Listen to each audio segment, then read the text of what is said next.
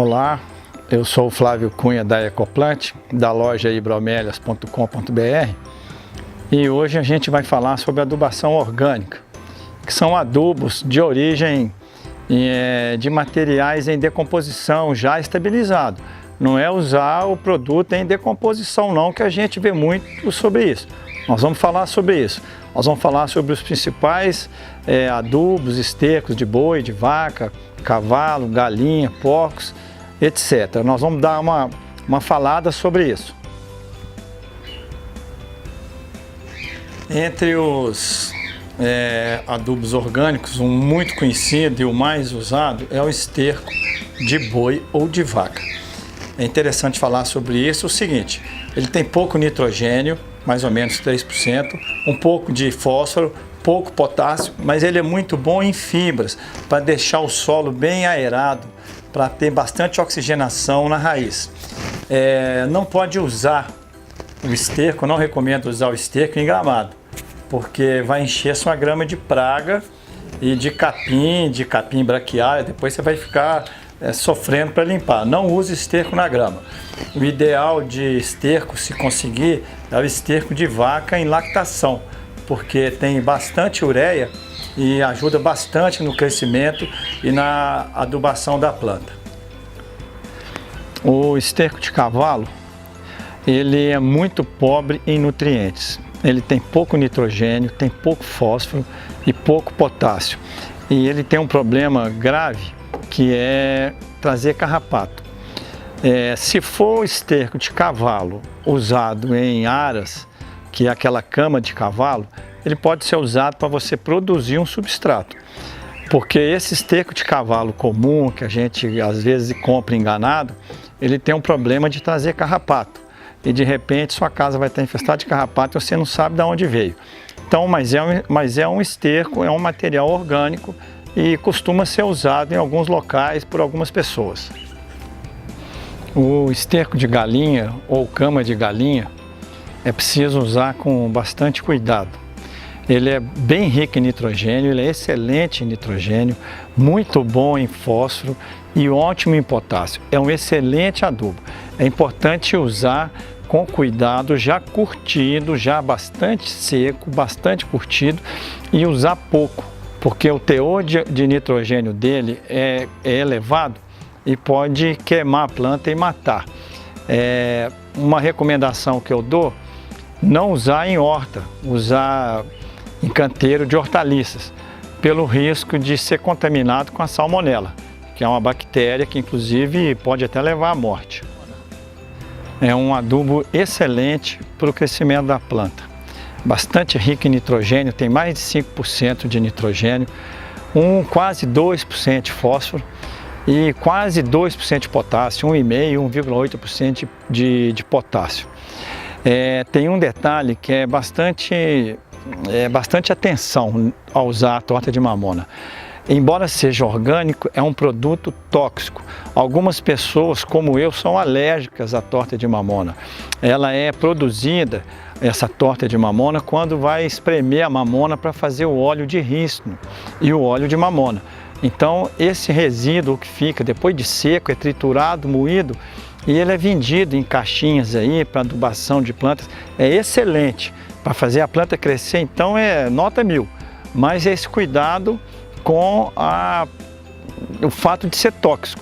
Eu, por exemplo, sou alérgico, descobri fazendo um curso de adubação em São Paulo e foi uma surpresa para mim. Eu estava adubando minhas azaleias aqui uma vez e eu comecei a me empolar, coçar pescoço, ouvido por dentro, garganta, braço, as mãos, fiquei todo coçando os braços e achei que eu tinha encostado em algum bicho, alguma coisa. Aconteceu 2 vezes, eu fazendo um curso de adubação em São Paulo, em Olambra, foi abordada essa matéria e chegando em casa eu fui fazer o teste e verifiquei que eu sou alérgico à torta de mamona. Evidentemente que eu não uso, e quando eu vou trabalhar com plantas que têm adubação de torta de mamona, como samambaias, que eu faço jardim verticais, eu costumo tomar um antialérgico antes.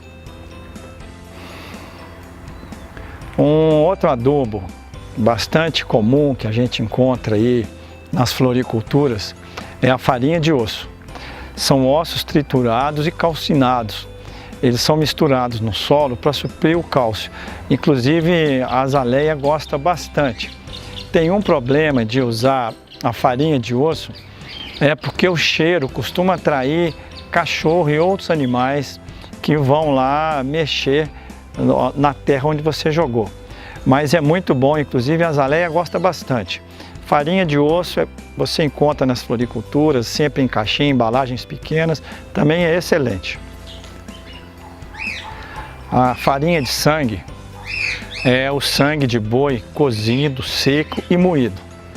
É excelente também, porque é muito rico em nitrogênio, rico em proteínas, inclusive para samambaia. Para samambaia é excelente se você conseguir nos seus vasos de samambaia botar um pouquinho lá, é muito bom. Para jogar em jardins também tem um inconveniente de atrair o cachorro vai lá, vai furar o buraco lá, vai ficar cheirando aquilo lá e atrai esses pequenos animais. Tem essa inconveniência, mas é excelente como adubo. Outro adubo orgânico bastante importante e muito bom é a torta de algodão. Ela é produzida na extração do óleo de algodão e também é bastante rica em nitrogênio, que é o elemento que faz a planta crescer e ficar mais verde, inclusive fortalece a clorofila da planta. O problema da torta de algodão é o preço, que é um pouco mais caro, porque esse farelo da torta de algodão ele é usado como alimento para gado, o que eleva o preço. Mas é facilmente encontrado em pequenas quantidades, em casas de ração, floriculturas, e ele é muito bom, excelente adubo. Um outro adubo orgânico que é excelente, que inclusive eu tenho na minha casa, e eu produzo ele aqui, eu uso na minha produção de bromélia, é o humus de minhoca. Ele é produzido das fezes da minhoca, ao se alimentar de esterco, casca de frutas, sobras de folhagens, de hortaliças que sobra aqui em casa, eu jogo tudo lá para elas. Eu tenho a caixinha de compostagem e é excelente, um dos melhores adubos é o humus de minhoca. E você pode ter ele na sua casa, você mesmo pode produzir. Você vai ver na internet, tem pessoas que vendem lá as caixinhas para que você possa produzir a minhoca. Você vai encontrar a minhoca que eu tenho aqui é a minhoca californiana. Eu produzo porque é um adubo excelente e caro. Então você pode ter na sua casa e você mesmo produz. É tranquilo, facinho e é gostoso de fazer. A compostagem orgânica, que a gente vê muitas pessoas usando ou com vontade de usar na sua casa, precisa ter uma técnica para saber fazer.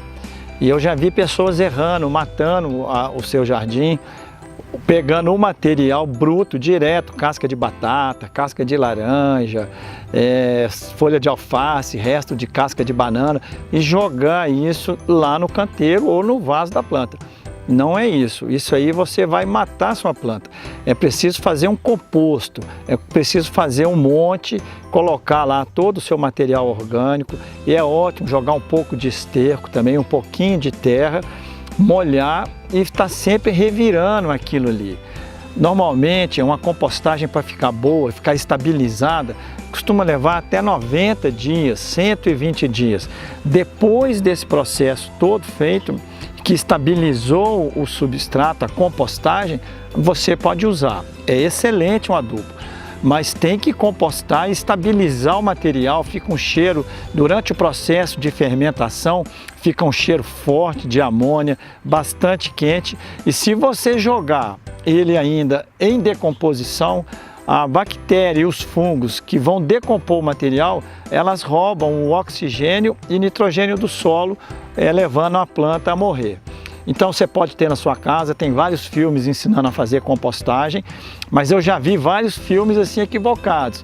Pessoas jogando o produto verde, misturado com esterco de galinha, jogando verde e matando as plantas. Eu tenho um cliente que aconteceu isso. Então procure ver bem sobre o processo da compostagem, para que o seu composto orgânico fique estabilizado e realmente produza o efeito que você quer, que é adubar suas plantas.